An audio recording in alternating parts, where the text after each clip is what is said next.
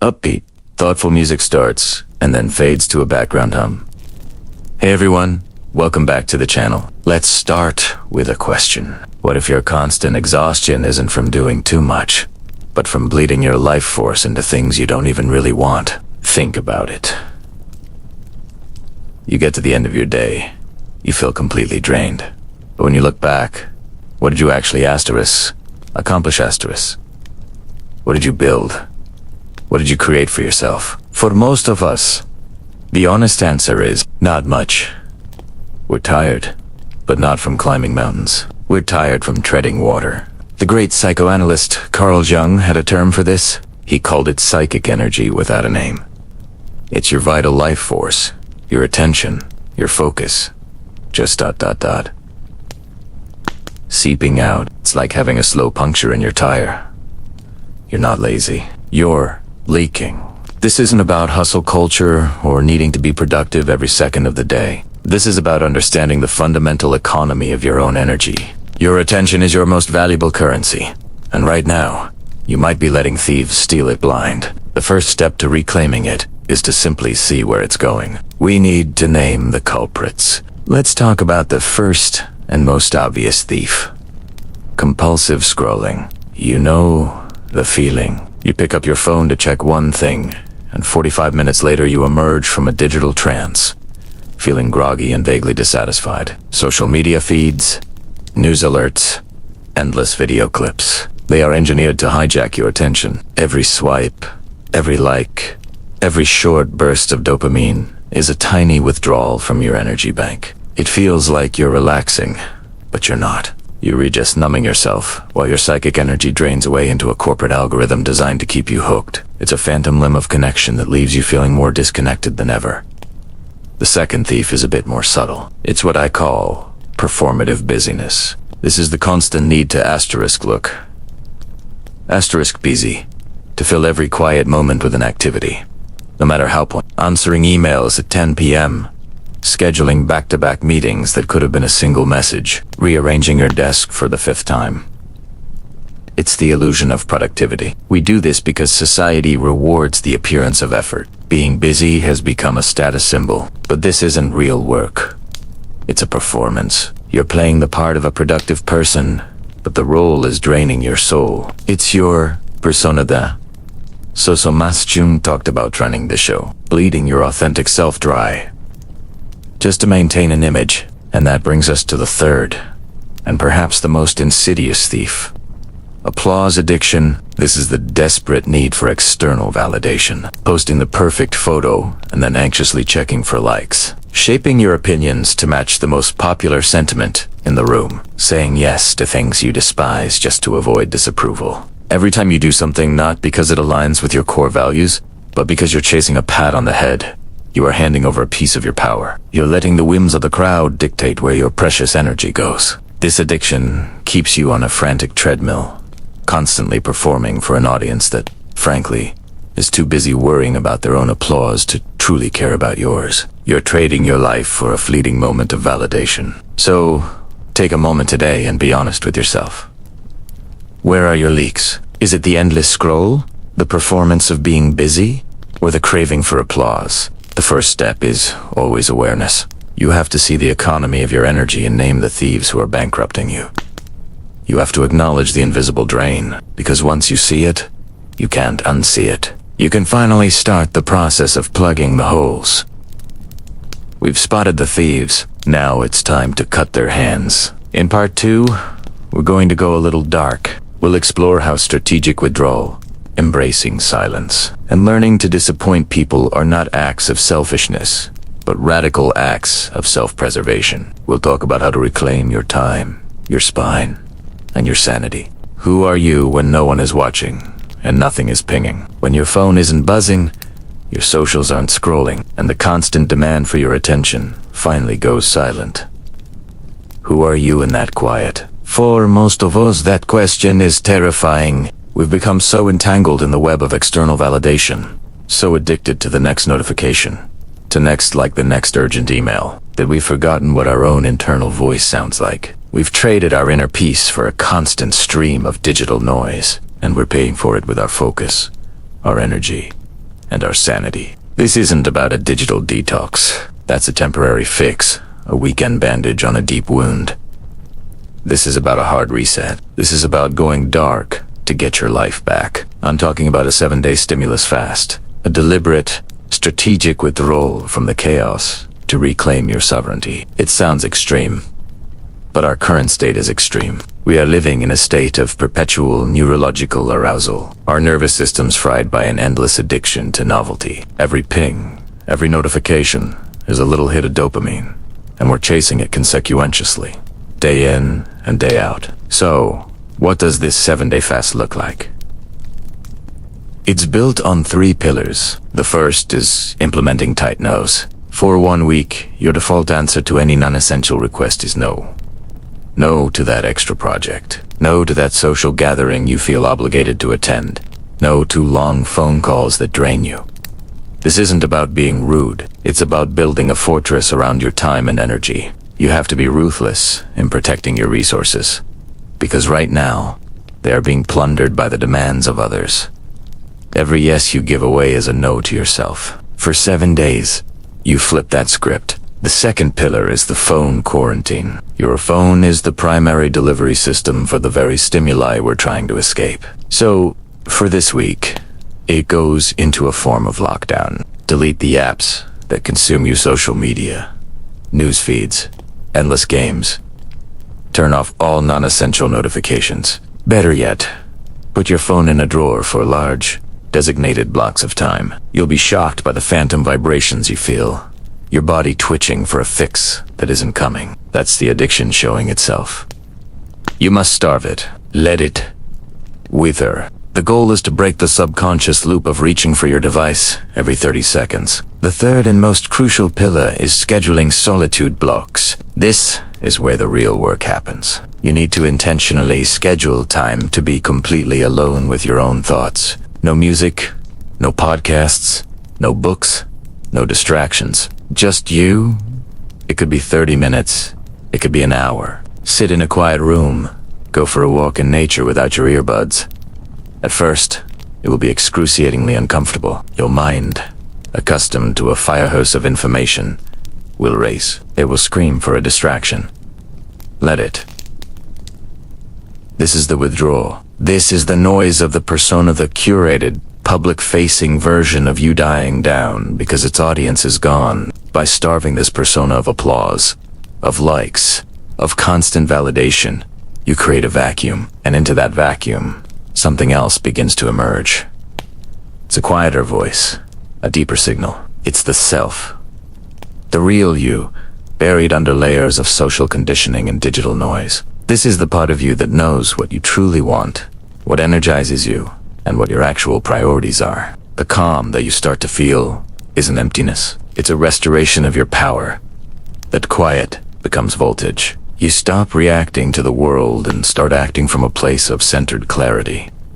This process is not easy. It's a rebellion against a culture designed to keep you distracted and compliant. The system is built to manipulate you, to keep you in a loop of consumption and reaction.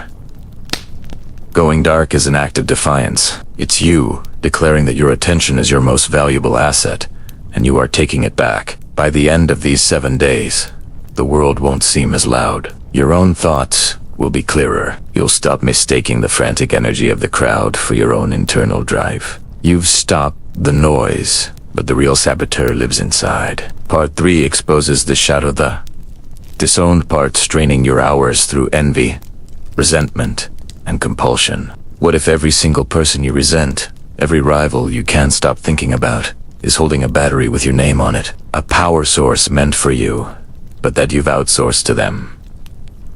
It sounds strange, right? But stick with me. We all have this hidden part of ourselves. What psychologist Carl Jung called the shadow. It's not necessarily evil. It's just the life you refuse to live. The traits you deny you possess. And this refusal isn't free.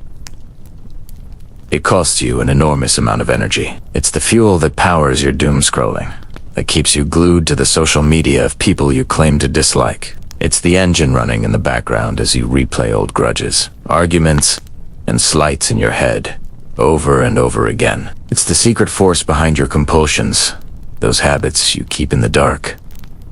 This isn't just psychological theory. It's a practical, economic problem. Your energy, your time, your focus, these are your most valuable resources, and you're spending them on projections. You see arrogance in a competitor, laziness in a coworker, or deceit in a friend. You fixate on it. You get angry about it.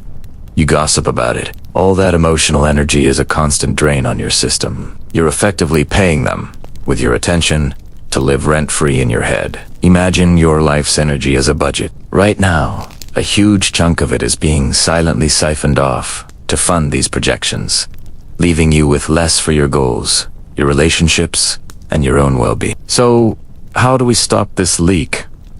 How do we reclaim that energy? The answer lies in turning this unconscious process into a conscious one. It starts with a simple, powerful, nightly practice. Primera, kailel, te, shadow, ledger. Before you go to sleep, take out a journal and create 4 columns. In the first column, write down te trigger. Who or what annoyed you, angered you, or made you intensely jealous today? Be specific. Was it a comment from your boss? A post from an old friend? Be honest. No one else needs to see this. In the second column, identify the trait you see. What specific quality in that person or situation triggered you? Was it their perceived arrogance? Their success? Their freedom? Their laziness? Pinpoint the exact characteristic they got under your skin. This is the projection. This is what you're reacting to. Now, for the hardest and most important part. In the third column, the matching trait in you.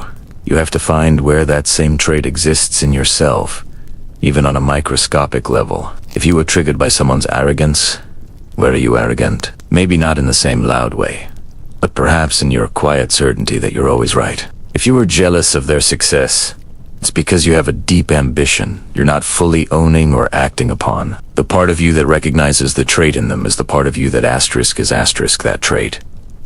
This isn't about self-blame. It's about self-recognition. It's about taking ownership. The moment you see it in yourself, the projection loses its power. The emotional charge dissolves.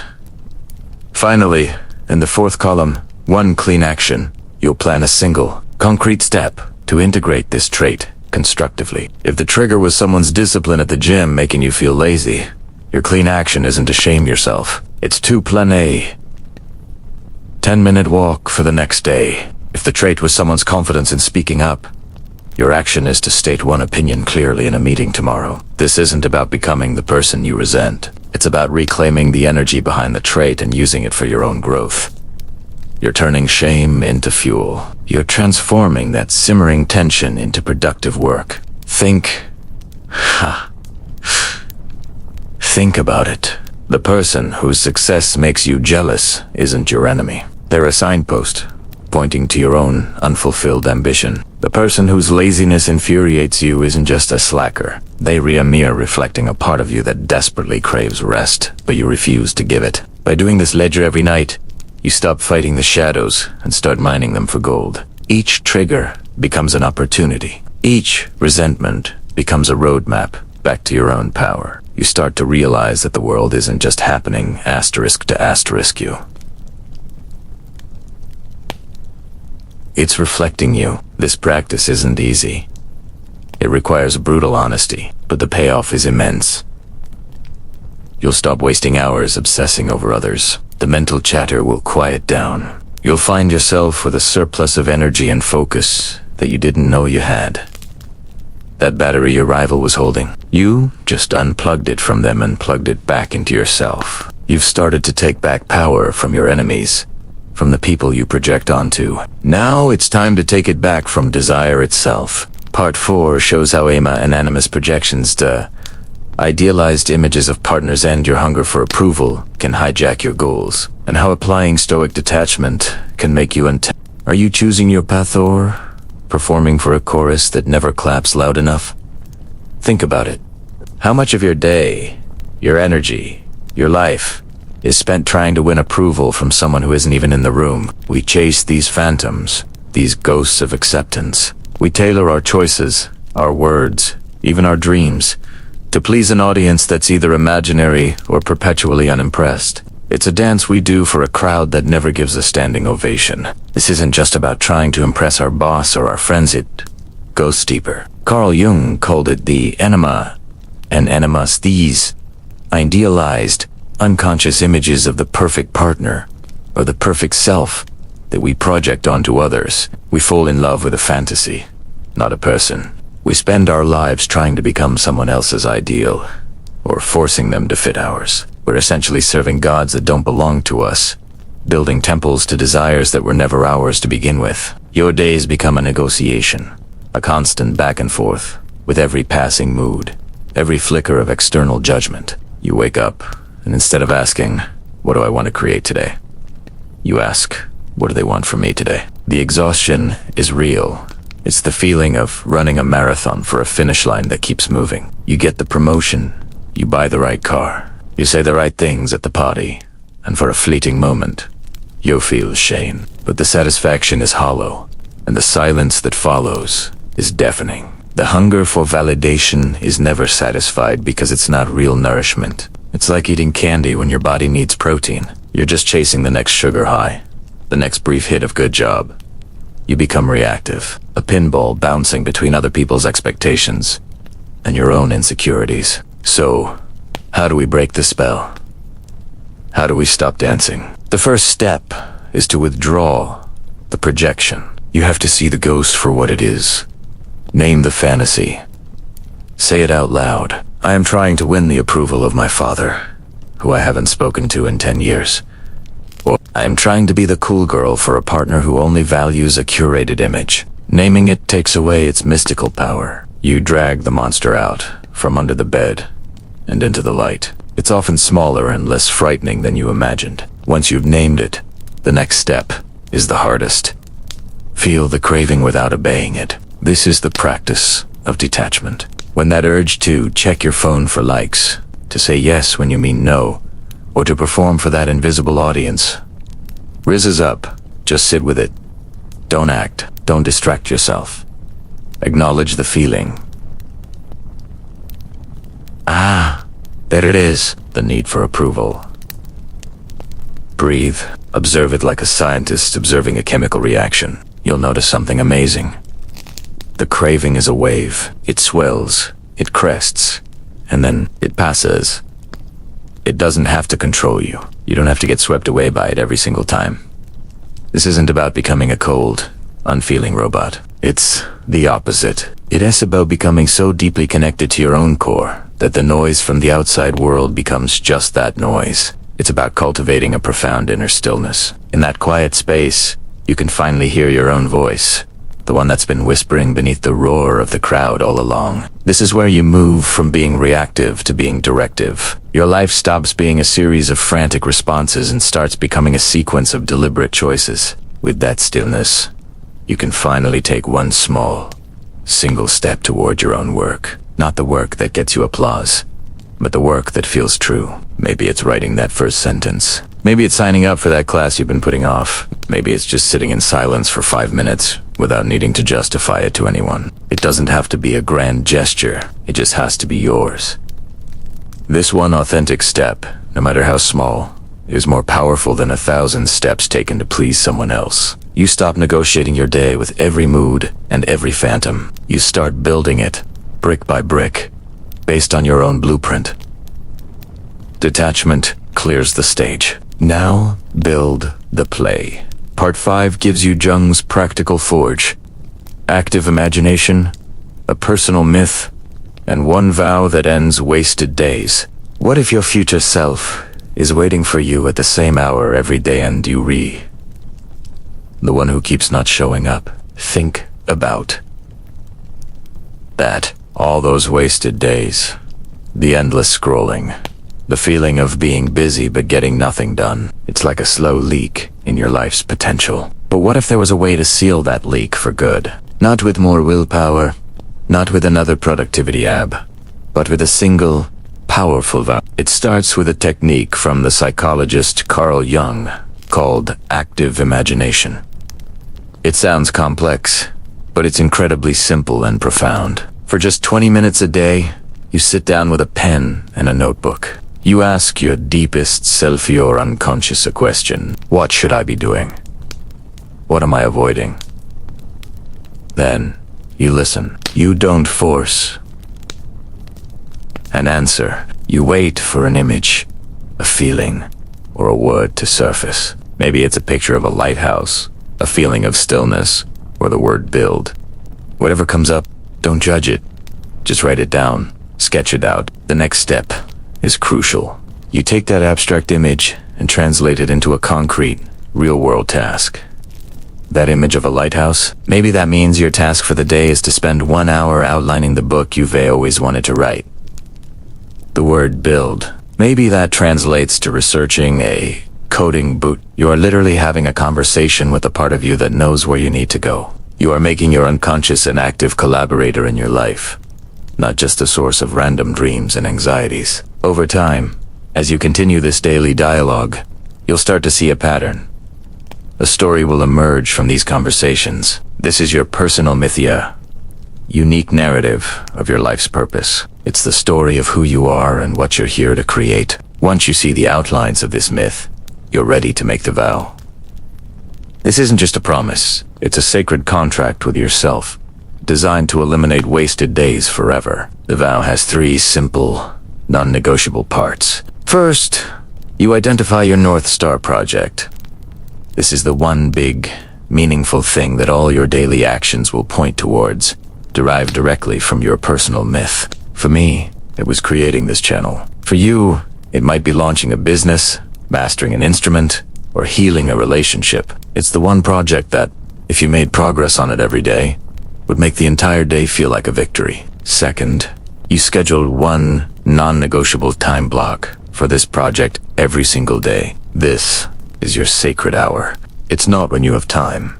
You make the time. You defend this block like your life depends on it, because in a way, it does. This is the appointment with your future self that you will no longer miss. It could be from 6 a.m. to 7 a.m. or during your lunch break. The specific time doesn't matter as much as its consistency. This is where you schedule meaning into your life until meaning becomes who you are. And third, you end each day with a 1-minute closing review. Ask yourself, did I honor my vow? Did I show up for my appointment? What went well? What got in the way? This isn't about beating yourself up. It's about gathering data, making small adjustments, and reinforcing the commitment for tomorrow. It's about consciously closing the loop on your day, acknowledging your effort, and setting the stage for the next. This single vow North Star, daily block, and closing review transforms your days from a series of random events into a deliberate, powerful progression toward the life you were meant to live. So, here's your move. It's time to stop leaking your life away. In the comments below, declare your 7-day vow. What is your North Star project? What is your daily, non-negotiable time block? And what is one boundary you will enforce to protect it? Share this with someone you know who feels adrift and is tired of wasting their days. Thank you for watching. Make sure to subscribe for our next deep dive. The power of withdrawal, how silence makes you untouchable. You won't want to miss it.